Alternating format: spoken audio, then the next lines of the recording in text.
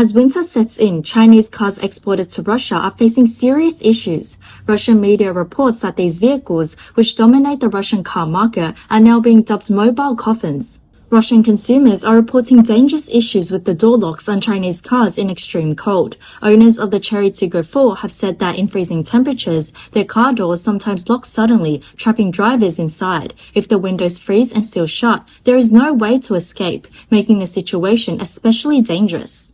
Media reports indicate that the driver's side door is most prone to jamming. While it can occasionally be opened through the window, doing so in winter is risky because the window regulators may not work in the cold.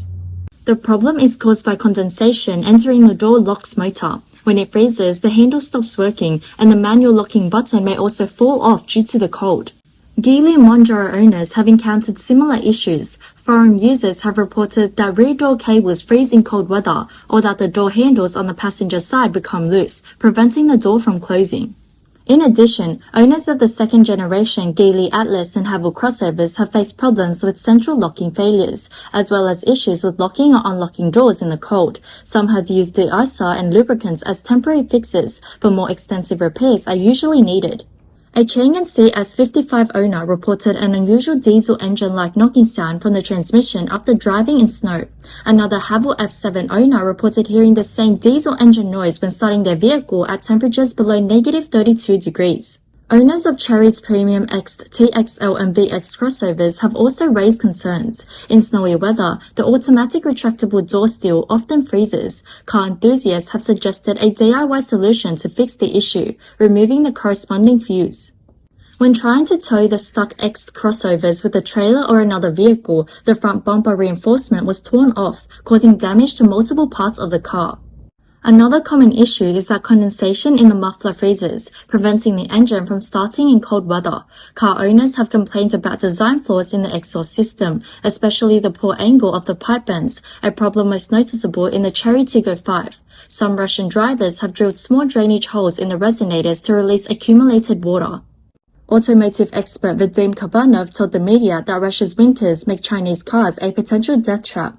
He explained, these Chinese cars are difficult to start remotely and can't handle snow or off-road conditions. Also, with their CVT gearboxes, vehicle performance is generally poor.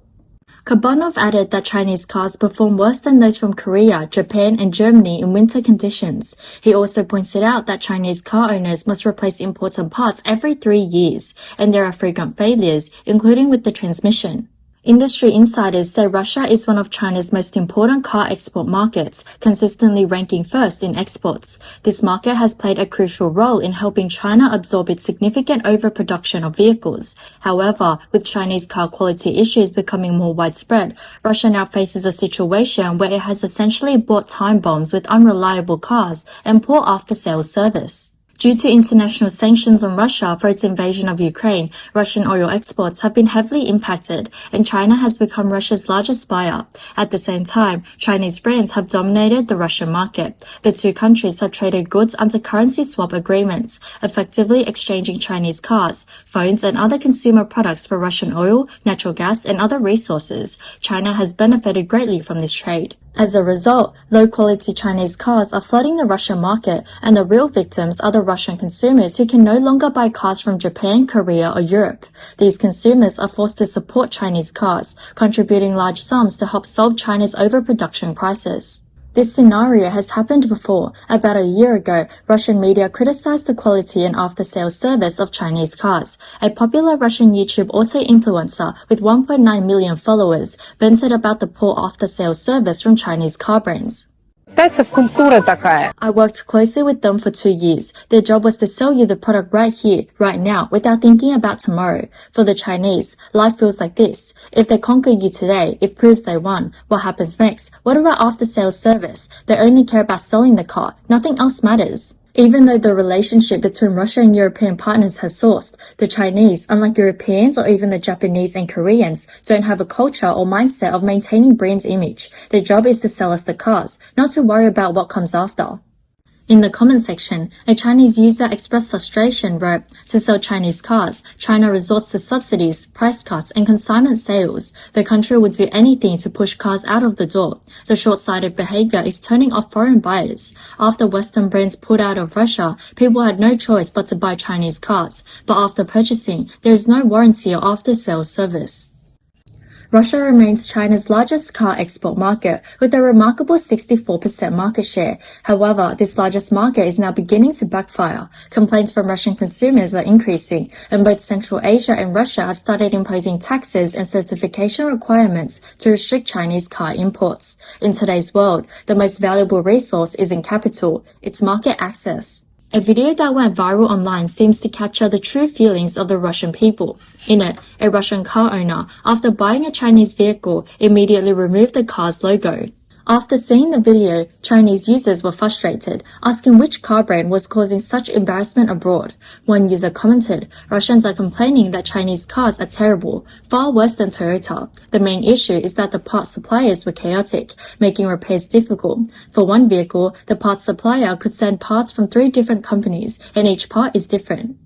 Another problem is the high failure rate. Breakdowns happen all the time. People are just telling the truth. There's no internet army covering up the issues. The high sales numbers are simply because sanctions prevent them from buying other cars. Normally, Russian government officials and local media would ignore these complaints, as they don't fit with Putin's strategic goals. So, compared to the official narrative, the public's voice carries more weight and truth. An analyst suggests that the real relationship between Russia and China is one of mutual exploitation when there's an opportunity, and mutual support when under external pressure. However, Putin's core goal has never changed, to integrate with the West and distance himself from China. With the Russia-Ukraine war nearing its end, Putin needs enough success to ensure his survival. That's why he continues to emphasize his alliance with China. He's trying to gain leverage for any potential ceasefire talks. 2 months ago, Russian Finance Minister Anton Siluanov proudly stated in Beijing that trade between Russia and China had shifted almost entirely to the use of their own currencies, moving away from the West. Reports show that 99.1% of Russia-China trade settlements are now made in their local currencies, a significant increase from the previous figure of 90 to 95%. Siluanov said these numbers speak for themselves. Siluanov also stated that this shift not only allowed the two countries to successfully avoid the foreign unfriendly infrastructure linked to the US and Euro, but also enabled them to bypass the Western banking system of unfriendly countries. He added, previously, trade payments relied mainly on the US dollar and euro, and funds had to pass through Western banks, which could disrupt settlement services at any time. Therefore, the current core task is to solidify this achievement and further expand bilateral cooperation. At the same time, Russian Prime Minister Mikhail Mishustin was visiting China for high-level meetings. Russian media reports, during the 30th regular meeting between the Russian and Chinese premiers on the 3rd, Mishustin also mentioned that the share of the US dollar and euro in Russia-China trade had dropped to the lowest level. He said, the share of the US dollar and euro in trade settlements has now dropped to statistical error. The talks focused on improving trade and economic cooperation, strengthening logistics connectivity, enhancing energy partnerships, and expanding collaboration in high-tech and agriculture sectors. According to a statement from the Russian Finance Ministry, Siluanov announced that bilateral trade between Russia and China reached a record of $245 billion in 2024 and is expected to continue growing in 2025. Data from Russia's central bank shows that the proportion of yuan in Russia's foreign exchange reserves has significantly increased, making the yuan the second largest currency in the country, just behind gold. Russia is now one of the largest holders of yuan reserves globally. As both Russia and Ukraine make their final negotiation moves, it's clear the war cannot go on much longer, especially after Trump removed Maduro, a strong Russia's ally, from power, and with Iran's regime on the brink of collapse, Putin is considering how to extricate himself from a war supported by Xi Jinping. The mobile coffins appearing in Russia's snowy streets could very well be a way for Putin to shift his frustrations towards China as he prepares for his next political move. This time, however, he might not have much room to maneuver. The constant flow of breaking news seems to suggest this shift is already underway. First, some updates from the battlefield. On January 14, ex-user Noah reported that Ukrainian forces from the 28th Brigade recently launched a drone attack on Russian positions in the Konstantinivka area of Donetsk. They destroyed makeshift shelters, burned an empty LB tank, and disabled several vehicles stationed at the site. At the same time, Ukraine's drone systems targeted Russian-occupied areas in Mariupol and Makivka. They hit key sites, including the 330 kV Mirna substation, the 220 kV Azov substation, the Russian 51st Army's ammunition depot, and a few storage command posts. Additionally, the Ukrainian 413th Drone System Regiment successfully destroyed a Russian Panzer S-1 air defense system stationed on the front lines. The ex-blogger noted that while the system's launcher wasn't destroyed, the attack rendered it inoperable for air defense duties. These strikes are crucial in weakening Russian military capabilities and essential for Ukraine's effort to reclaim occupied territory. Beyond the front lines, Ukrainian forces have also targeted sites within Russia. Ex-user Tenda reported an attack on liquefied natural gas reception station in Krasnodar, Russia. Satellite images showed that the unloading docks and surrounding equipment, including water pumps, were destroyed, making it difficult for the station to resume operations in the short term. Ex-user Max25 added that Ukrainian forces destroyed 3 Russian radar stations in the Zaporizhia region and dealt heavy damage to Russian forces gathering in the Lyubimovka area. These strikes inflicted significant losses on the occupying troops. Ukrainian Armed Forces Commander-in-Chief Zaluzhny stated that by the end of 2025, Ukrainian forces would cause at least 418,000 Russian casualties. He also noted that Ukrainian losses have decreased by 13% compared to the same period in 2024. NATO Secretary General Mark Rutte shared a similar experience, stating that Ukrainian forces could cause up to 25,000 Russian soldier deaths within just 1 month, with the total number of casualties, including injuries, reaching extraordinarily high levels. Meanwhile, ex-user on OSINT Technical reported that after heavy losses in the Dobropolia area of Donetsk during Christmas 2025, the Russian Ministry of Defense decided to remove Major General Sukhar Akhmedov from command. This marks the second time Akhmedov has been relieved of his duties due to substantial troop losses.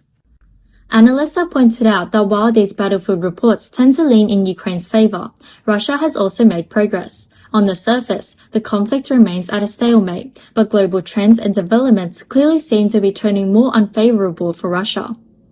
On January 14th, US President Trump stated that Russian President Vladimir Putin is ready to end the nearly 4-year-long Russia-Ukraine conflict, emphasizing that Putin is ready to reach an agreement.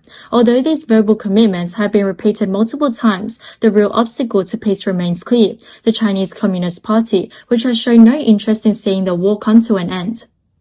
Now, we are witnessing a similar situation unfold. The fragile Russia-China alliance could crumble, much like Chinese-made cars struggling in the winter. We'll have to wait and see how this situation develops.